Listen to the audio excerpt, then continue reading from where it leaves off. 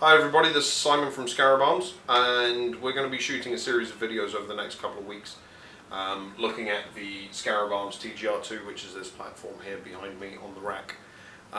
In the videos that we're going to be shooting, we're going to be taking a closer look at the components of the weapon, its durability, the efficiency, its performance, its compatibility with aftermarket parts, as well as the various applications that this platform can be used for. Now, during the video that we're shooting today, we're going to be taking a closer look at the components, the build quality, and the design and functionality of the Scarab Arms TGR2.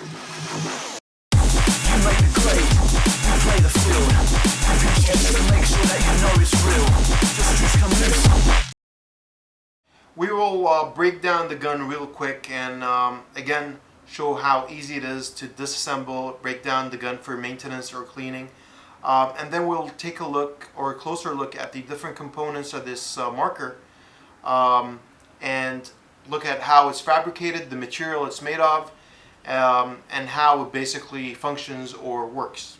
As always, as a safety measure, always make sure your marker is depressurized, your action is forwards, i.e. your bolt is forwards, and your air source is completely out of the marker.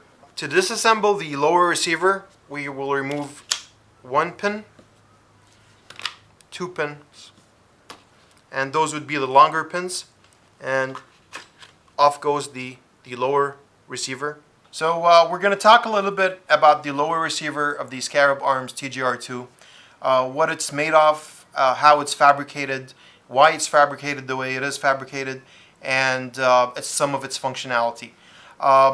Now, before we talk about the lower receiver itself, let's look at those two little pins over here. Those pins are CNC steel. They're not pressed steel, so they will not lose much of their size, and with time and use, they're not going to become too loose. So that's something that's very important as far as the two pins are concerned, and how they fit on the marker in general and the quality of the build. Alright, so we're going to take a closer look at the lower receiver of the Scarab Arms TGR2. It's actually made out of nylon fiber, heat-treated nylon fiber. It's not plastic. Nylon fiber is a very tough material, especially when it's heat-treated like this lower receiver is. It will take a really tough beating and will keep on going on.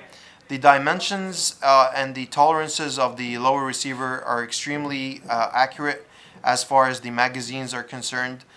For example, once you insert the magazine in the magwell, it will free drop like that. However, at the same time, there is not much of a wiggle in the lower receiver. This is a very important realistic feature in the Scarab Arms TGR2 as far as the magazine to magwell fitting is concerned. It also makes it very easy to remove and reload magazines into the magazine well without any issues. The magazine release itself are full metal. The selector switch is full metal. The trigger guard is full metal. It is also very important to mention that you can actually switch or exchange the pistol grip with any real AR pistol grip. Some of the extremely popular and famous brands of pistol grips and aftermarket accessories will definitely fit on this lower receiver as well. Let's look at the internals of the lower receiver. The sear itself, the trigger sear itself. This is made out of forged steel. This thing will last for years and years and years without any complaints or issues. It was definitely designed to last for a very long time. It's designed for durability and definitely for performance. Now, to break down or disassemble the rest of the marker, I'm gonna move after the lower receiver to the barrel. It's an A5 thread, so I'm gonna basically twist it counterclockwise, moving the barrel. Same thing with the piston rod or the charging handle rod. Counterclockwise, I'm going to pull it straight out. I'm going to remove the third pin that holds the gas block or the rear block, keeping some pressure on it while I pull it upwards. and that's where the stock guide is connected as well. Remove my mainspring. Now pulling my charging handle along with the internals as well. So here we have my charging handle, I have my damper, my rubber damper, my steel hammer, and my T6 aluminum Scarab Arms TGR2 Bolt. Okay guys, so this is the Scarab Arms TGR2 Core. This is where all the business is going on. Let's talk about it in a little bit more detail. This core is made out of T6 CNC'd aluminum, extremely precise internal tubing, as well as the external dimensions. Of course, in order for it to be compatible with the other components like the lower receiver and the top rail and the front shroud. The barrel fits in here, so this is where the barrel threading is. The back block fits in here, and we'll talk about that in a little bit more details. And then, of course, if you remove the side plate, this is where your wired detents are. We're going to take a look at the wired detents right now and talk a little bit about how they actually function. It is important to note that the special thing about these wired detents is that they totally disengage themselves from the round as soon as the bolt goes forward, pushing or chambering the round into the barrel. So it is also important to mention that these wire detents are mainly there for regular paintballs versus fin stabilized rounds. With the fin stabilized rounds, for example, you wouldn't really need these wire detents. And we highly discourage our clients or Scarab Arms TGR2 owners to tamper or try to adjust or readjust these wire detents. However, we will have a detailed video of how that should be done professionally or properly. These are the wire detents, if you can see them right here. Okay, that's how they are. Let me get the other one right here. All right. Okay, so basically the rear end would be inside the slot, the fore ends would be sticking out of the breech, the paintball would be basically held right here, and this would act, for example, like the Scarab Arms, i.e. literally the Scarab Arms holding the paintball in place until the bolt goes forward, opening up the wire detents, disengaging them from the paintball, and paintball goes into the barrel, and kaboom, you got magic going on. Now, this design is particularly important because it totally isolates itself from the paintball as soon as the bolt goes forward, so it doesn't influence the flight or the trajectory of the paintball whatsoever. So no side spin at all, unlike rubber detents, for example. So this is where the barrel fits in the core. It's an A5 thread, so you can fit any aftermarket barrel, whether you wanted a short barrel for CQB or a longer barrel for sniping scenarios. The options are unlimited, basically. Also, the fact that the barrel fits directly in the core allows for a better gas efficiency, so you have less gas escaping or less air escaping while you're pulling shots with this marker. Over here you have the main valve end cap, and this is where your cup seal and pin go in, like so. And basically the way it works is there's spring pressure on this cup seal sealing the valve, and then every time you would pull a shot, the spring would release the hammer, engaging the pin, opening up the valve, and then allowing the air to escape into the bolt and into the hammer chamber. And this is basically where you have the bolt going forward with the hammer, and then the hammer locking itself back on the sear of the trigger. The valve itself is a 14 millimeter valve. It's extremely efficient. We basically did a lot of tests and a lot of research to the exact dimensions of all the components inside the valve chamber. And right now we can achieve 120 trigger pulls on a single 13 CI tank at 3000 psi at an average velocity of 260 feet per second. We're going to look at the rear end of the core right now. We have the dual chambers, the 17 millimeter bolt chamber and the 14 millimeter hammer chamber. And on both sides we have little holes that you see here. These are basically the gas tubings where the rear block fits in, like so. And basically these tubings are very important because we don't want any external air hoses or air lines exposed, just to make sure that everything is enclosed within the core. And the other important function of these two tubings is that they act as a reservoir for HPA or an expansion chamber for CO2, allowing quick replenishments into the valve. So hence, even with the high rates of fire, we're pulling 5 to 6 shots per second, you still maintain consistent muzzle velocity at standard deviations, no more than 10 FPS. But so far, from what we've seen through our tests, is that the average fluctuation is no more than 5 or 6 feet per second between shots.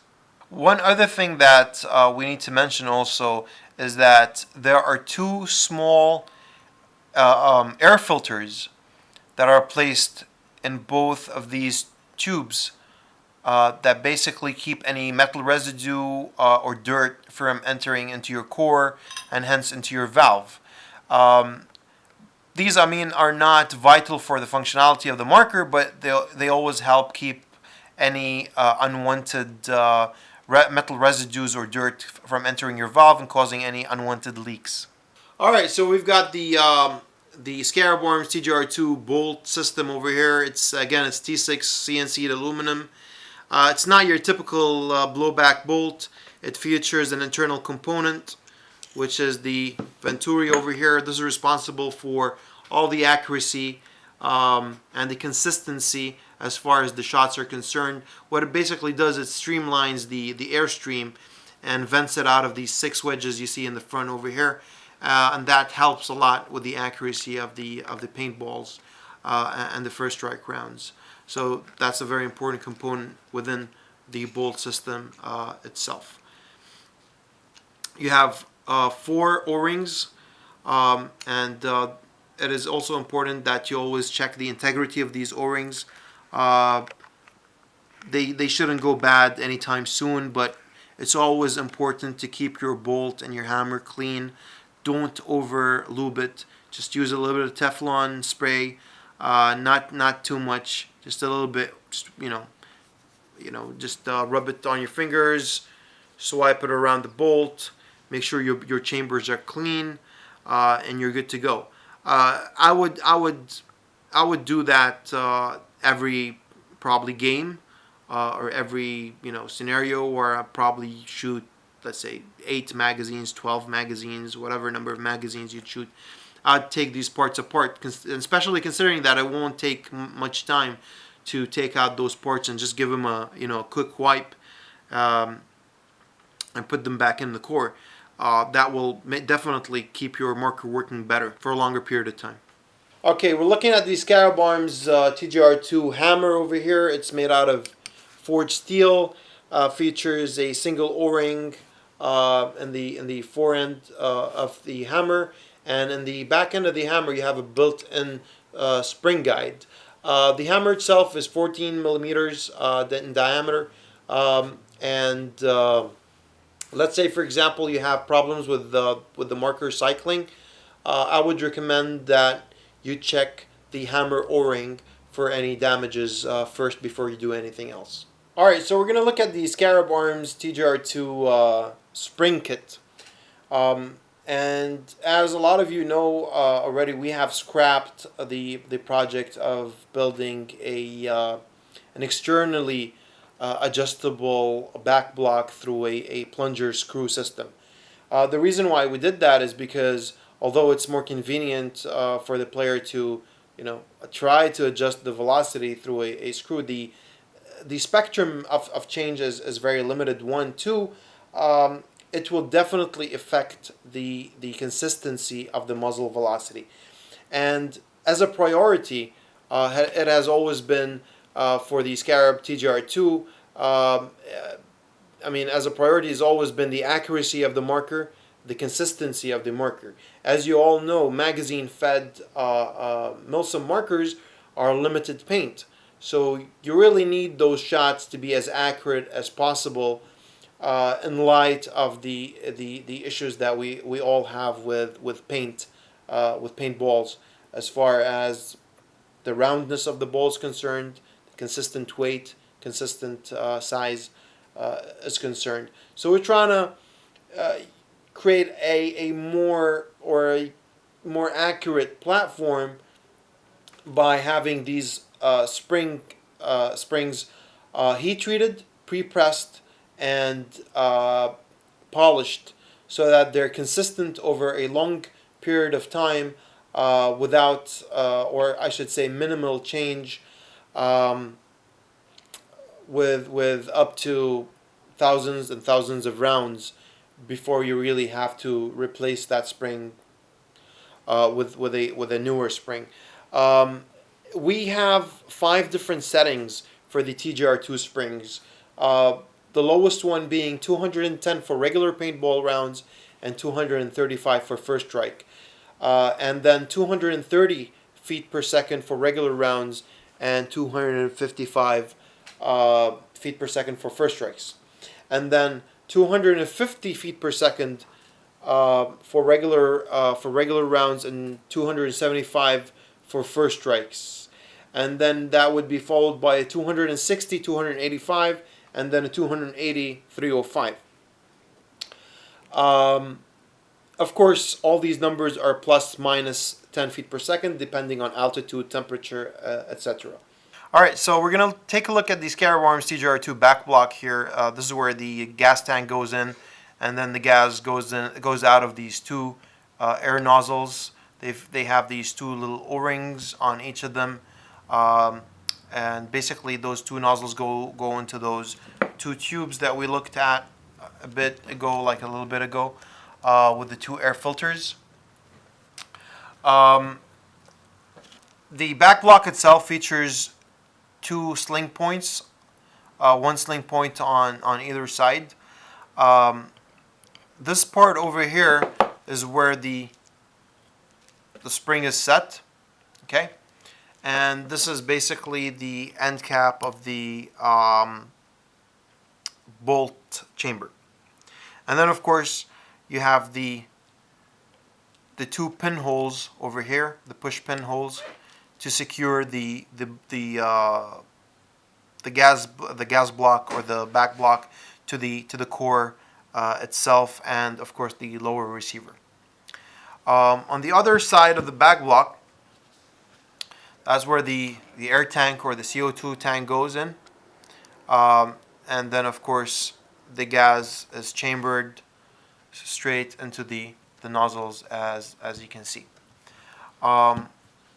On the lower side of the gas block, you have a screw here, and this is basically what holds the stock guide onto the back block. And what's nice about this stock guide is you can actually move it downwards, so it gets out of the way when you're screwing in and screwing out your air tank. We're going to look at the charging handle mechanism and how it works while it's connected to the bolt and the upper receiver. You can see obviously that the charging handle is connected to the rod, and there's a spring on the rod. That's basically the return spring for the charging handle. On the charging handle itself, you have also the lock, which makes it a lot more realistic. So whenever you rack the marker, you don't have any wobble or any loose parts as far as the charging handle is concerned. Now the way it works is basically you have a lock on the top rail, and every time you pull the charging handle, pulling back your internals, it goes back in place like so.